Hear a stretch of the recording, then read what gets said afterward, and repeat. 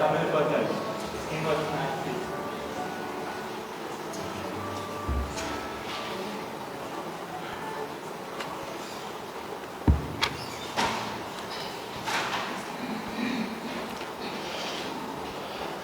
браќи и сестри, добро утро.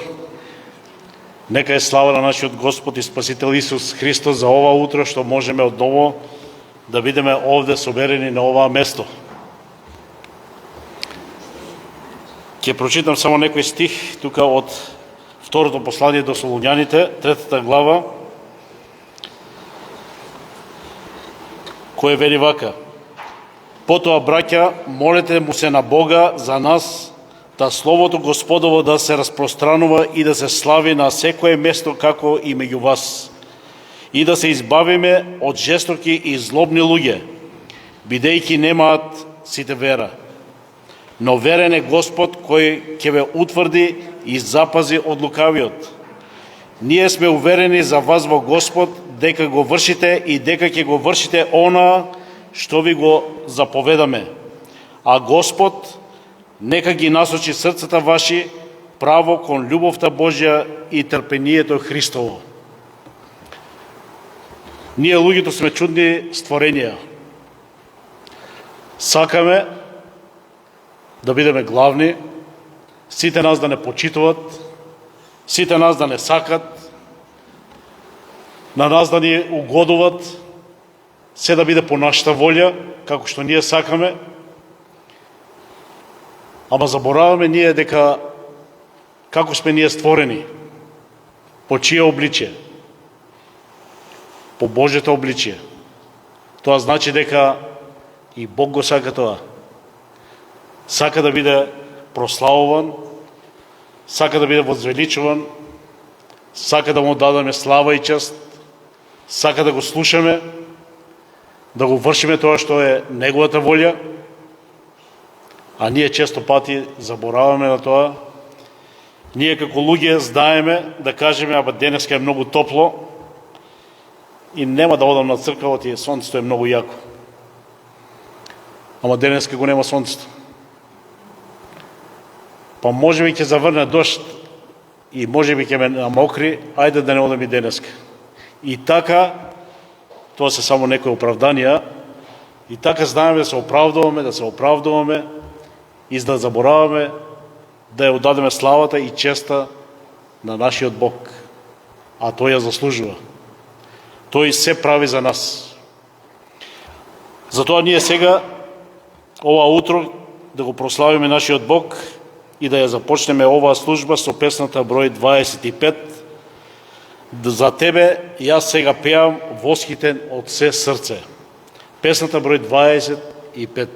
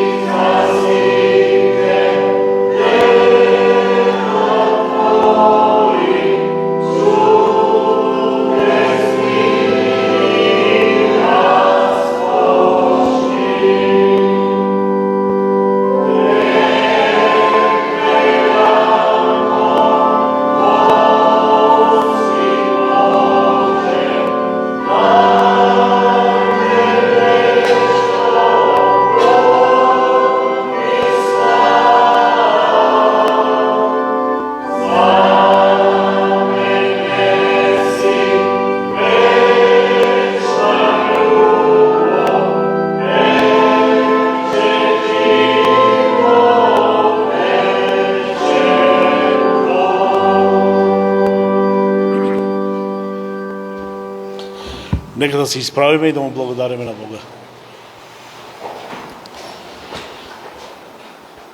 Господи, за Тебе ќе пееме, ќе ги пуштиме нашите гласови, да Те прославиме и да го величаме Твоето име, за тоа што Ти си нашиот Бог.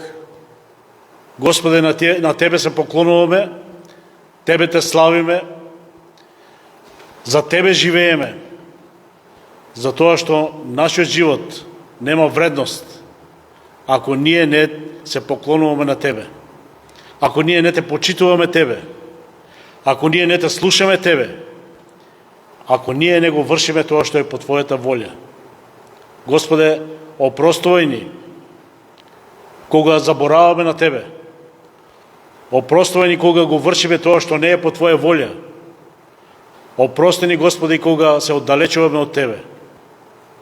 Ти како добар татко, како милостив Бог, одново и одново не враќаш на патот по кој треба да одиме. Господе, ние сакаме да одиме по наши патишта. Ние сакаме да го вршиме тоа што е по нашата волја.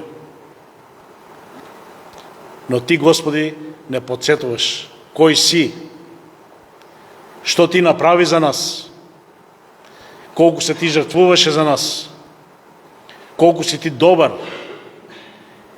И Ти не подсетуваш што нас не очекува, ако ние не одиме по Твојот пат.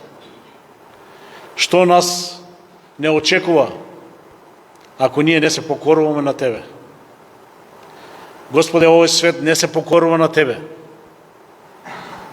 но ние сакаме да бидеме Твои деца, Твои слуги, да припаѓаме на Тебе. Господе, го бараме Твојот благослов и ова утро. Секој еден кој е дојден ова утро овде, е дојден да го слуша Твоето Слово.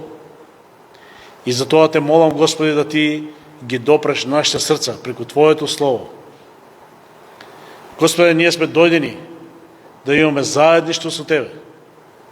И исполни го нашето срце со Твојот дух. Да бидеме блиски со Тебе. Господи, ние сме дојдени да прославуваме. И нека е слава на Тебе. Молиме Те и за сите тие кои не се овде, поради разни причини, спречени да дојдат. Благослови ги таму каде што се. Молиме Те за оваа село, Господи, да се покаат уште многу други кои живеат овде, близко до овде, до нас, но далеко од Тебе. Господи, ние сакаме секој еден да се спаси од нашето село. Не ќеме да бидеме само ние. И затоа Те молиме, Господи, дај употребувај не, да можеме да сведочиме, да можеме да им кажеме на тие луѓе дека само во Тебе е спасението. И Те молиме за нашиот народ и за нашата земја, која гори во гревовите, која може да гори и во пеколот, ако не се обрати кон Тебе. Молиме Те за милост, да нашиот народ се свести и Те побара Тебе и да се покае пред Тебе. Господи, се предаваме во Твоите раце и Те молиме во името на Исуса Христа. Амин.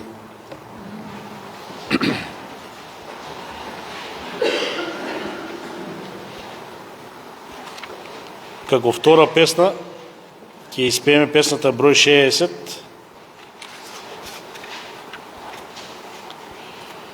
Библијата е чудна книга, во неа ние читаме за Христовото чудно дело.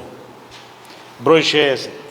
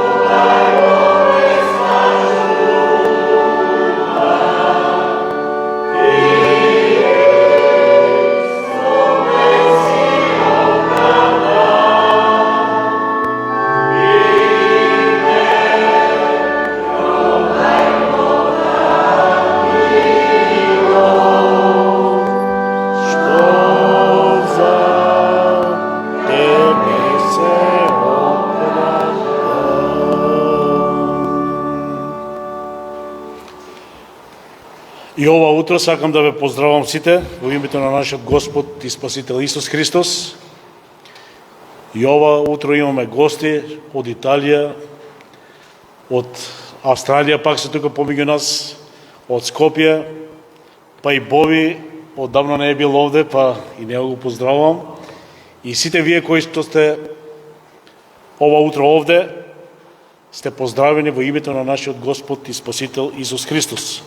Посебно го поздравувам нашиот брат Глигор, кој е дојден да ни ја донесе веста, како што пеевме во песната, веста од нашиот Господ за ова утро. Бог ова утро има нешто да ни каже, а ние треба да слушаме и да разбереме што Бог сака да ни каже ова утро, ова специјално утро, бидејќи ние ова утро специјално сме дојдени овде, не да се видиме, не да си поминеме еден сат време, но да го слушаме Божјето Слово. Да внимаваме, да паземе, да не го пропуштаме тоа што Бог сака да ни го каже. Кој замолувам нашиот брат да дојде и да ни послужи.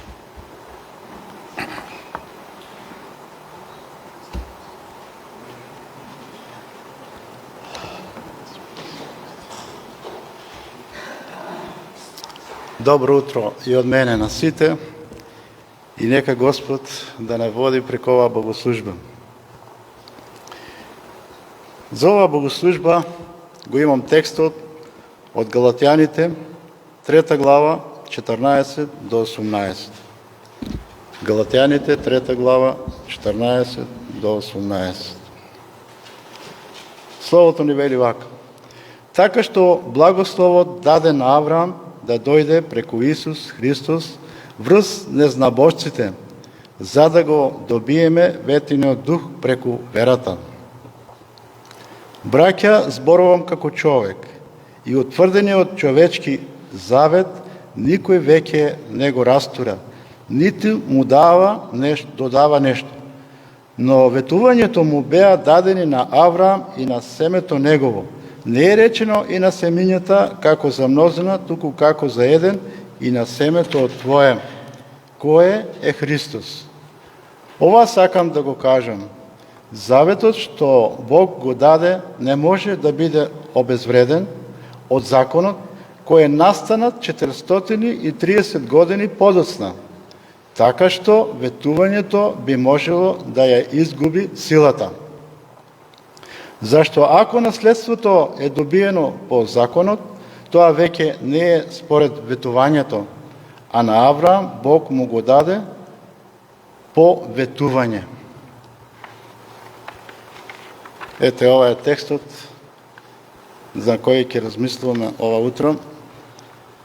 Со Божја помош да видиме што сака, која порака се крие овде.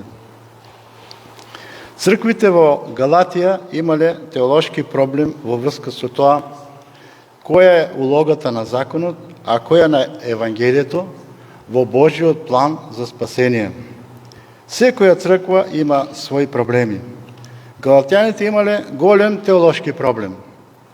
Проучувајќи го нивниот проблем, може да се поучиме и ние денеска, ако сакаме. И денеска има многу цркви по светот што го имаат истиот проблем. Ѓаволот секогаш напаѓа таму каде сме најслаби. Црквата Христова треба да знае каква улога има законот, а каква Евангелието. Ако не го знае тоа, ѓаволот ќе се обиде да го додаде законот на Евангелието и така ќе не воведе во робство. Во посланието до Галатјаните, законот е наречен робски јарем. Тоа е во 5 глава, 1 стих. Радоста и сигурноста произлегуваат од нашето спасение по благодат. Кога знаеме, кога сме свесни дека сме спасени по благодат, само со искрена вера во Христа, радоста во Господа треба да биде наша карактеристика. Ако успее со тоната да ни го наметне законот, тогаш ќе почнеме да се осеќаме виновни за нашите гревови и така ќе ни ја одземе радоста. Кога ќе се погледнеме во огледалото на законот, ќе се видиме себе нечисти и ќе осеќаме вина поради тоа. Тоа што сме го прекршиле законот и ќе ја изгубиме радоста и сигурноста на спасението. Секоја црква и секој верник немаат ист проблем. Например, црквата во Солун имала проблем на неморал. Солуњаните не можеле да сватат што е тоа христијанска светост. Затоа апостол Павле им напишал 2 посланија во кои зборува за науката за посветување. И им напишал во 1 Солуњаните 4:3-4. Ова е волјата Божја, вашата светост, да се воздржувате од блудство и секој од вас да знае да го пази својот сад во светост и честитост. Проблемот на галатјаните бил уфрлање на законот во Евангелието, а тоа е легализам, спасение преку дела, а не по благодат. Галатјаните ја отфрлиле благодатта, а солуњаните ја злоупотребиле благодатта. И двете заблуди се опасни. Но поголемо зло е тоа кај галатјаните, према зборовите на апостол Павле. Зато остро ги укорува и вели: О, неразумни галатјани, кој ве магепса, да не се покрувате на вистината. Галатјаните 3:1. Апостол Павле имал поголемо откровение за Евангелието од останатите апостоли. И другите апостоли го проповедале Евангелието, но апостол Павле имал откровение за многу тајни. Уште пред да се обрати, Бог го припремал за таа служба. Павле бил учен теолог уште од младоста. Тој студирал теологија кај најпознатиот учител во тоа време Гамалиел, Дела апостолски 22:3. А другите апостоли биле обични рибари. Павле добро го познавал законот и затоа многу добро знаел да го толкува. И апостол Петар го признава тоа.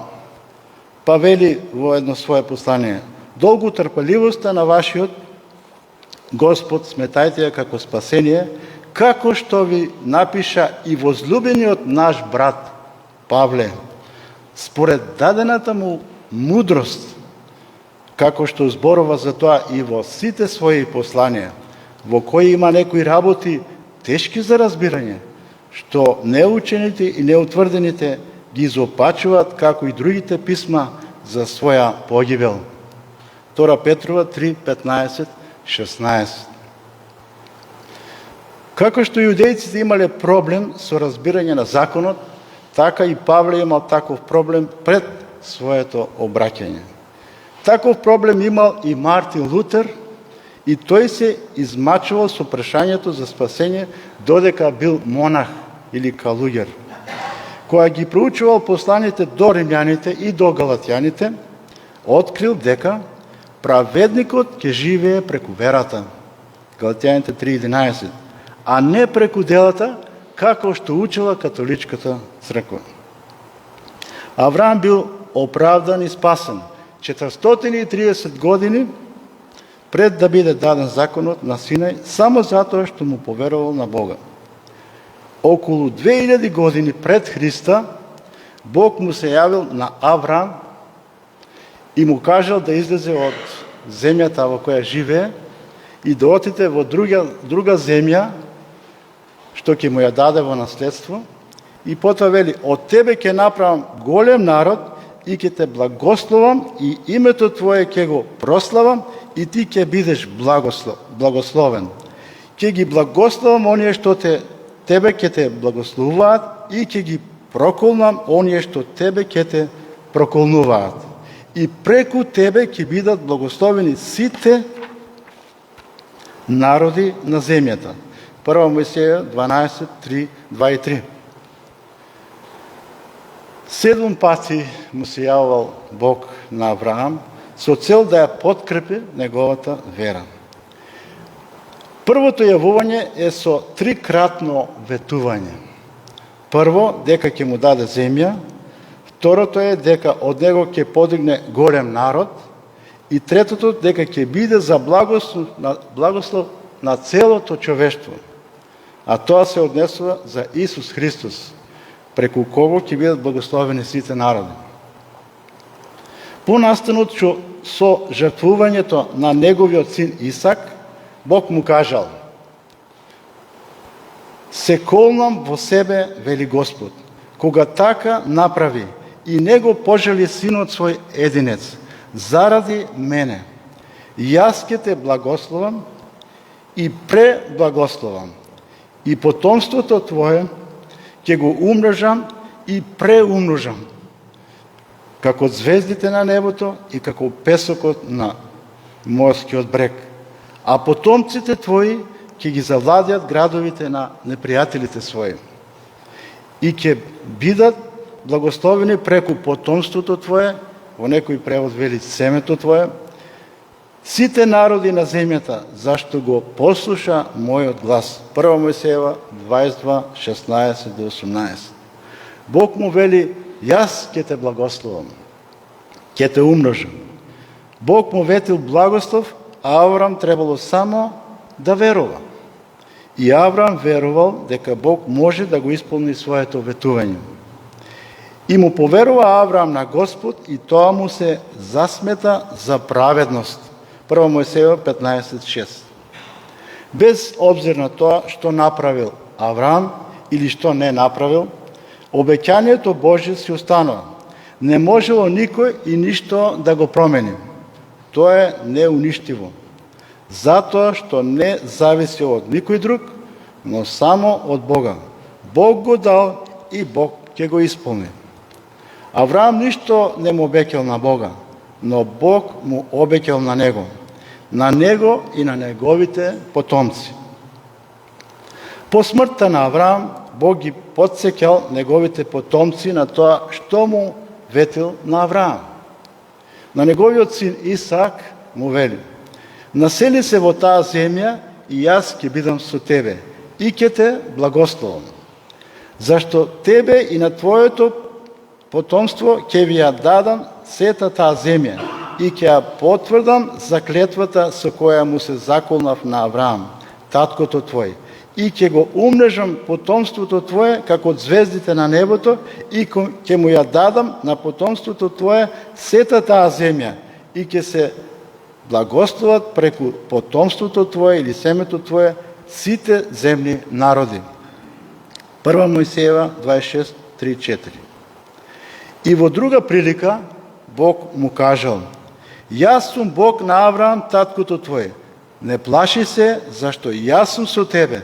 Ќе те благословам и ќе го умножам потомството твое заради Авраам, слугата мој.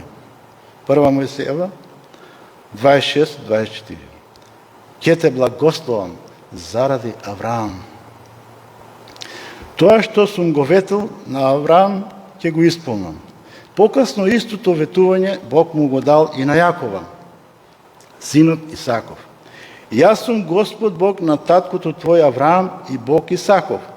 Оваа земја на која лежиш, ќе ти ја дадам тебе и на потомството твое, а потомството твое ќе биде колку песокот на земјата. Ти ќе се расшириш на запад и на исток, на север и на југ. И сите племења на земјата ќе бидат благословени поради тебе или преку тебе и поради потомството или семето твое. И еве, јас сум со тебе и ќе те чувам насекаде, каде и да појдеш. И ќе те вратам во оваа земја и нема да те оставам се додека не го извршам она што сум ти рекол. 1 Мојсеева 28:13-15. Многу покасно, кога во Ханан настанал глад, Јаков со своето семејство отидел во Египет. Таму живееле 400 години. За тоа време израелците се намножиле многу. Фараонот по смртта на Јосиф сакал да ги уништи. Им давал тешки работи да работат. Машките деца сакал да ги убива. Но колку повеќе сакал да ги уништува, толку повеќе тие се множеле. Кога нивните маки станале многу големи, Бог го избрал Мојсей за преку него да ги ослободи од тоа робство. Фараонот не сакал да ги пушти, но со Божја интервенција бил принуден да ги пушти. Со Божјо водство поминале преку Црвеното море по суву, кога Бог ја поделил водата и им направил пат преку морето. Потоа оделе низ пустињата и стигнале до гората Синај. Таму им го дал законот. И тој закон требало да биде стандард за нивното однесување во животот. Набрку се покажало дека евреите не можат да го одржат тој закон и затоа Бог им дал уште еден закон, закон за жртви. Во него било пропишено какви жртви требало да принесуват за да им се простат гревовите што ги правеле. И тоа требало да го прават со вера. Сите тие животински жртви биле сликовито пророштво за Исуса Христа. Било предскажено дека еден ден ќе дојде вистинското јагне Божие, кое ќе биде жртвувано за целиот свет, за опростување на гревовите на оние што веруваат. Господ Исус Христос го ослободува секој што верува во Него од осудата и од проклетството на законот. Верните деца Божи не се под законот, но под благодатта. Пишува во Римјаните 6:14, Галатјаните 3:10 до 14. А јудејците извршиле напад на Евангелието на Божјата благодат. Тие се противеле на тоа да се проповеда само Христовото Евангелие за спасение. Тие училе дека треба да се држи и Мојсеевиот закон. Тие ги помешале законот и Евангелието. Тие не ја разбрале намената, улогата на законот. Тие мислеле дека за да се исполни ветувањето на Авраам, треба да се држи законот. Инаку ветувањето нема да се исполни. Апостол Павле тврди дека обеќањето не е поништено кога Бог го дал законот. Во Галатјаните 3:15 до 22. Бог не го дал законот за да го поништи обеќањето, туку напротив, со давањето на законот уште посилно ја демонстрира или покажува потребата дека луѓето може да се спасат единствено преку обеќањето. За да го обясни тоа, апостолот зема пример од животот на луѓето. Браќа, зборувам на човечки, или други преводи велат како човек. Човечки начин. И утврдениот човечки завет никој веќе не го растури или дополни. 3:15. Кога луѓето прават завет, како постапуваат? Родителот има законско право да направи тестамент за поделба на имотот на своите деца. Па може да напише или устно да каже, ама подобро е да напише, јас го давам тој и тој имот на постариот син, а тој и тој имот на помладиот син и така натаму. По мојата смрт сакам да се отвори тестаментот, да се прочита и да се спроведе. Адвокатот го зема документот, го заверува со подпис и печат. По смртта на родителот се собират роднините или браќата, се отвора тестаментот и гледат и читат што пишува во него. Некои се задоволни, некои не се задоволни. Разочарани се, но ништо не може да се смени. Ништо не може, не смее ни да се додаде, ни да се одземе од напишаното. Како што ветел или обеќал родителот, така треба да биде. Запечатеното е, подпишено е и не може ништо да го промени. Тоа е човечки пример. Браќе, зборувам на човечки начин и утврдениот човечки завет никој веќе не го растури или дополни. После овој пример продолжувам. Ветувањето му беа дадени на Авраам и на семето негово. Не е речено и на семињата како за мнозина, а за еден, и на семето твое, кое е Христос. Јас пак велам дека законот што се јави по 430 години, него одменува порано утврдениот од Бога завет за Христа, та ветувањето да ја изгуби силата. Оти ако наследството е по законот, тоа веќе не е според ветувањето, а на Авраам му го дарува по ветувањето. Галатјани 3:15-18. Павле сака да каже, кога никој не смее да го менува човечкиот завет, тогаш кој смее да го менува Божиот завет? Никој не смее тоа да го направи. А јудејците што дошле од Галатија, баш тоа го направиле. Тие им кажеле, вие сте поверувале во Господ Исус Христос, тоа е добро, но не е доволно за да може да се спасите. Треба уште и да го држите и Мојсеевиот закон, да се обрезате, да ја празнувате саботата, воспротивно не може да се спасите. Ветувањето дека праведникот ќе живе преку верата нема да ви се исполни. На тој начин тие почнале да го менуваат Божјото ветување на Авраам. Да му поставуваат услови. Но Божјото ветување е безусловно. Никој нема право да го менува и да му поставува услови. Кога Бог го дал или поточно додал законот, со тоа не го поништил ветувањето, нити го променил. Ветувањето Бог му го дал на Авраам со заклетва. И тука не се работи за човечко обеќање, туку за Божјо обеќање. Божјото ветување е сигурно. Што му ветил Бог на Авраам и тоа со заклетва?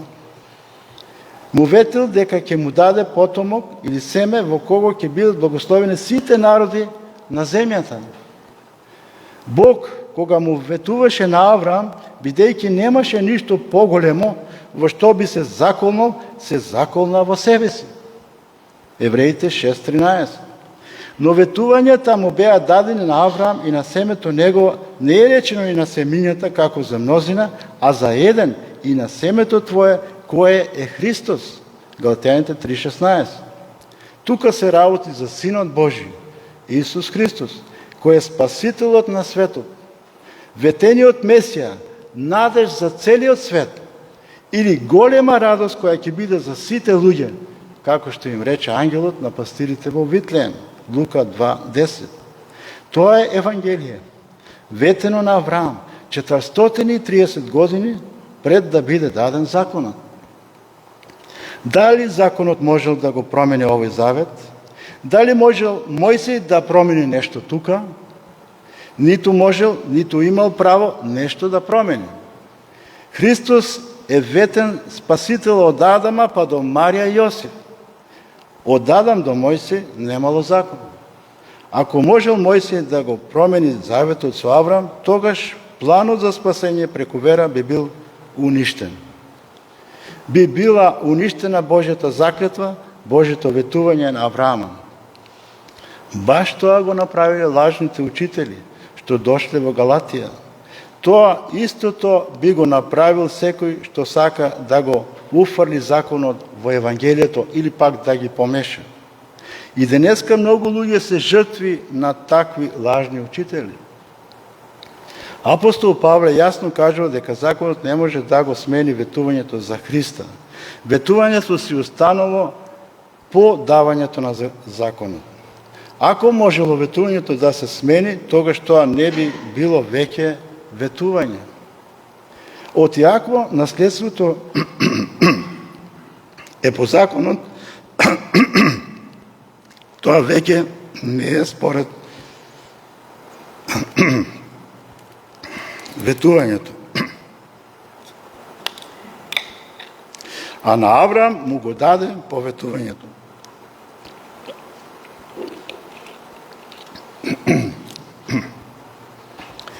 Наследството на Авраама му е дадено по вера, а не по дела на законот.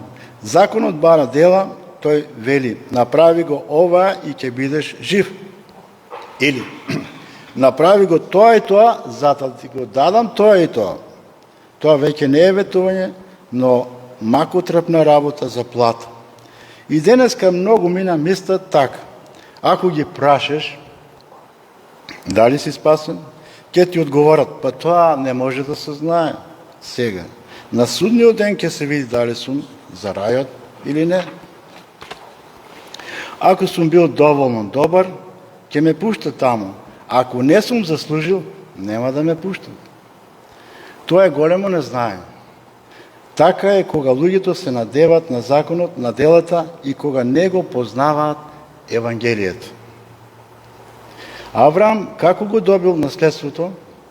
Апостол Павле вели во Галатјани 3:18, а на Авраам му го дарува поветување. Авраам го добил наследството како дар поветување. Дарот и ветувањето одат заедно, а законот и заслугата одат заедно. Она што Бог му го ветил, му го дал како дар, а не по заслуга. Дарот не би бил дар ако е по заслуга. Ако е по заслуга, тогаш е плата, а не дар. Оправданието, опростувањето на гревовите, наново раѓањето, Светиот Дух, вечниот живот, сите благословења, сегашни и идни, ни се даруваат по ветување, преку вера во Господ Исус Христос.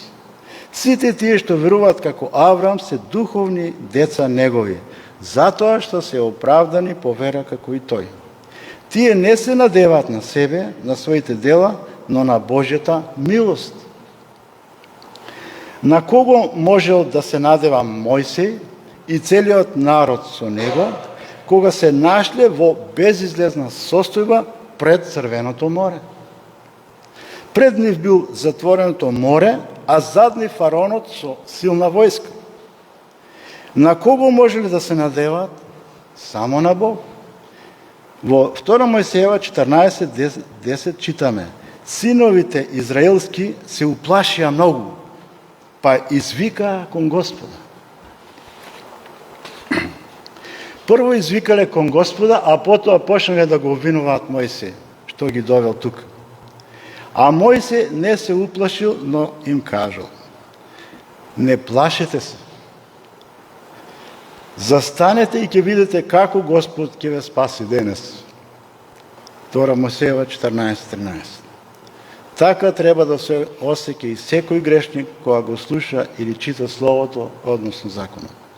Од едната страна е законот кој го осудува што не го исполнува совршено, па му вели: проклет си ти, што не исполнуваш постојано се, како што е запишено во книгата на закон. Од друга страна е Божиот суд кој бара да се казни грешникот со смрт, оти платата за греф е смрт. Римјаните 6:23. Така човек се наоѓа во безизлезна состојба. Не може ни напред, ни назад.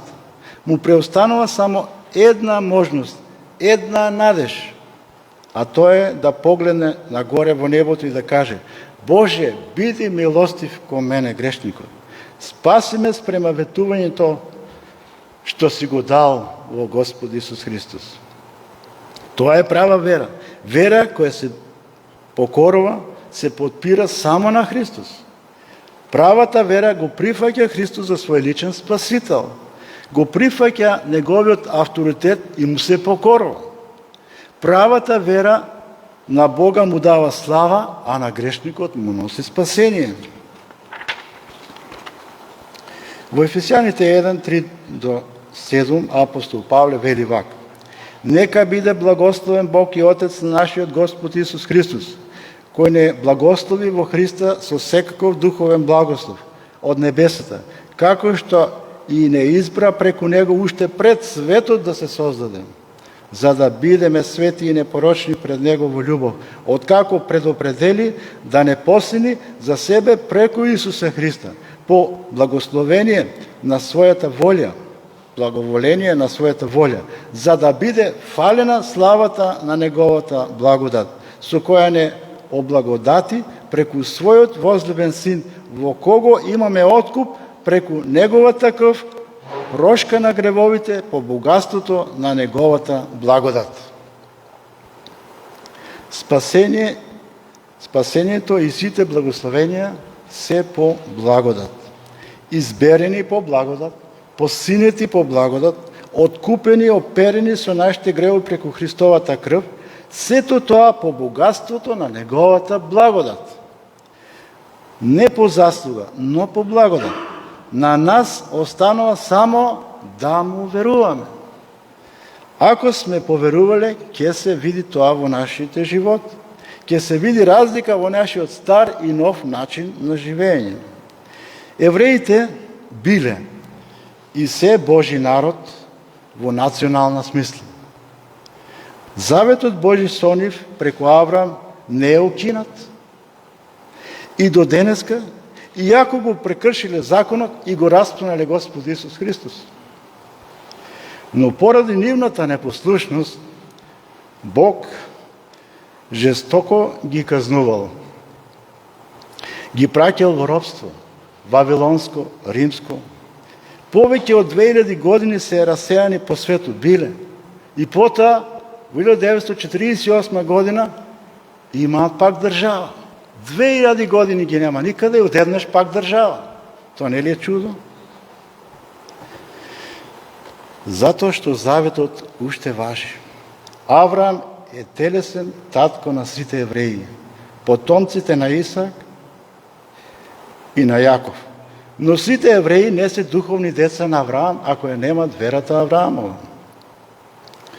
Од кога постои Божјата благодат? Пред Христа или после Христа? Благодатта Божја била присутна уште на почетокот. Адам живеел под благодат, Ноe живеел под благодат, Авраам живеел под благодат. Од Адам до Мојсе луѓето живееле под благодат. Бог работел со луѓето и пред законот, и за време на законот, и после законот, и денеска Бог работи со нас по благодат, бидејќи праведникот ќе живее преку верата. Авакум 2.4. Видовме дека Бог му го објавил Евангелието на Авраама 430 години пред да биде даден законот. Евангелието е радосна вест за грешниците, за да можат да се спасат по благодат со вера, без дела на законот. Кога бил даден законот, благодатта и обеќањето не биле укинати. Бог дал обеќање за Израел дека на крајот пред второто Христово доаѓање целиот Израел ќе се спаси, целата нација ќе се спаси, затоа што ќе поверуваат во Христа. Во Римјаните 11.26 читаме: ќе дојде од Сион избавителот и ќе ја отстрани безбожноста од Јакова. Ќе се најдат во безизлезна состојба, притеснати од сите страни, па ќе мора да погледнат нагоре, да погледнат кон Господа и Тој ќе ги спаси. И тоа име ним завет, вели апостол Павле во Римјаните 11.27.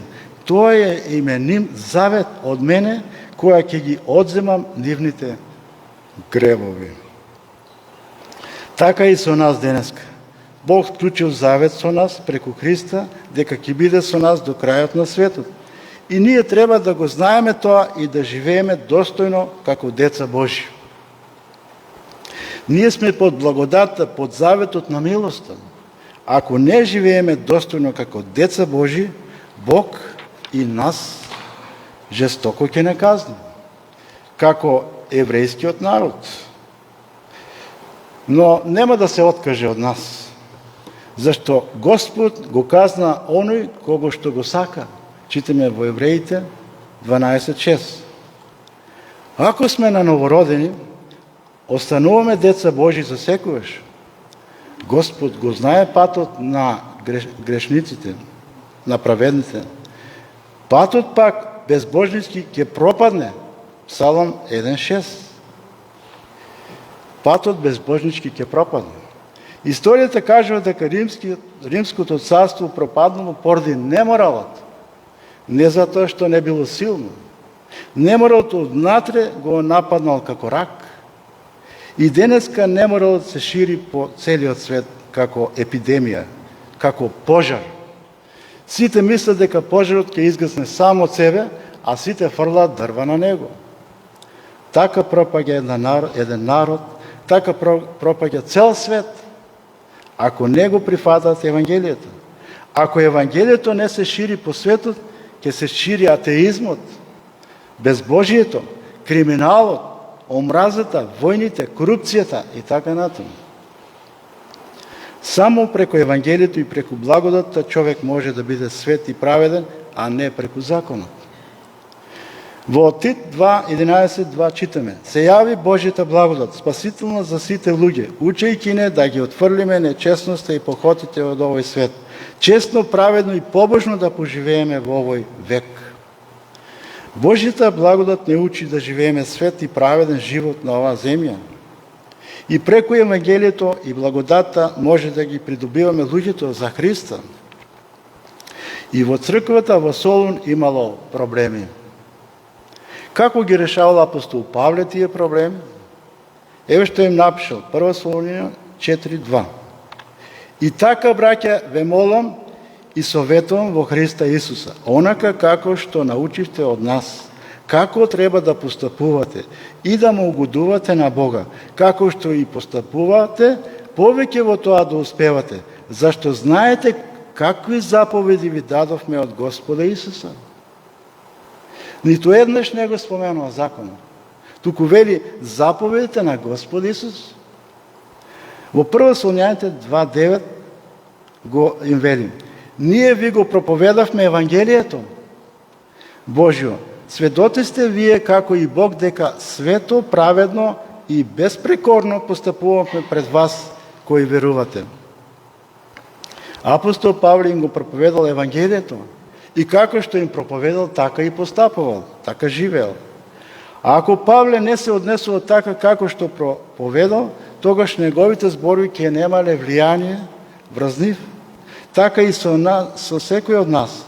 Ако не живееме свето, праведно и непорочно, тогаш нашите збори нема да имат сила и влијание врз оние луѓе околу нас. Ако родителот му вели на својот син не пуши, а тој самиот пуши, сигурно дека синот нема да го послуша. За да имаат сила нашите зборови, потребно е да ги отфрлиме нечестноста, похотите од овој свет. Честно, праведно и побожно да поживееме во овој век. Тит 2.11.12. А како ќе го постигнеме тоа? Дали сами со собствена сила? Никој не може да живее свет живот со собствени сили. Свет живот може да живееме само со помошта на Светиот Дух. Светиот Дух не утешува, не води, не потсеќа на Христовите зборови. Еве некои од Христовите зборови. Ако Синот ве ослободи, навистина ќе бидете слободни. Јована 8.36. И јас сум светлината на светот. Кој верува во мене, нема да оди во темнина, а ќе има светлина во животот. Јован 8.12. Кој ги има заповедите мои, вели Господ Исус, и ги пази, тој е оној што ме љуби. А кој ме љуби мене, возлюбен ќе биде од мојот Отец, и јас ќе го возлюбам и ќе му се јавам сам. Јована 14.21. Бидете во мене, и јас ќе бидам во вас, вели Исус. И потоа, без мене не можете да направите ништо. Јована 15.4.5. Во Матеј 28.20 ни вели: и ете јас сум со вас преку сите дни до свршетокот на светот. Како што Бог им дал ветување на Авраам, Исак и Јаков дека ќе биде со нив, така Исус ни ветува дека ќе биде и со нас. Само ако поверуваме во Него и ако му веруваме на секој Негов збор. Зашто? Затоа што без вера не е можно да му се угоди на Бога. Евреите 11.6. Тоа што Бог го ветил на Израел, ќе го исполни. А и тоа што го ветил на црквата Негова, ќе го исполни. Зашто Бог нема да се покае за даровите своји и призовувањето. Римјаните 11.29. Бог нема да се покае. Бог е верен на своите ветувања, затоа што Бог не се менува. Слава на Бога нека е за Неговата верност. Амин. Ќе му благодариме на Бога. Господи Боже, Татко наш небес. Како што дождот ја натопува земјата, ја освежува, така и Твоите ветувања не освежуваат нас духовно, кога паѓаат во нашите срца и кога ние го примаме тоа со вера. Господе Боже, Ти имаш големи благословенија и за нас.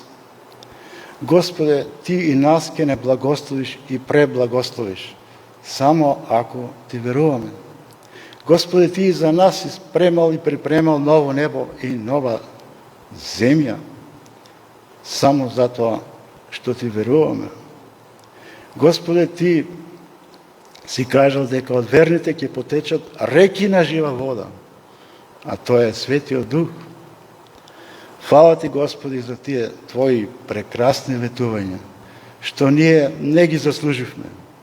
Господе, ние сме немоќни ништо да направиме, освен да Ти се предадеме и да Ти веруваме. Господе, Ти веруваме, помогни на нашето неверие. Во името на Исуса Христа, нека биде прославено Твоето свето, велико име. Амин.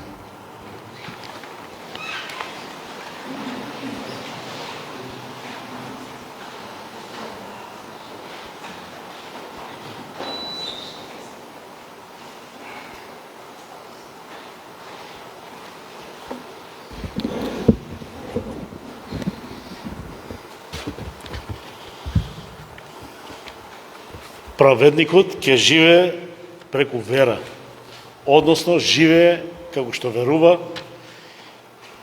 или верува како што живее. Тоа се две заеднички работи. И тоа мораме да го спазуваме во нашиот живот. Како веруваме, така да живееме, како живееме, значи така веруваме. Му благодариме нашиот брат за словото кое ова утро беше искажено, слово кое многу зборува за нас, за нашата вера, за нашата надеж, за тоа како ние треба да се надеваме и да живееме во овој свет. Како што Авраам се надеваше и живееше на обеќањата, така и ние живееме од обеќањата кои Господ Исус Христос ни ги дава за сите нас. Сега ќе испееме песната број 360. Вера Ти ми даде Боже, но и дела дај ми Ти. Песната број 360.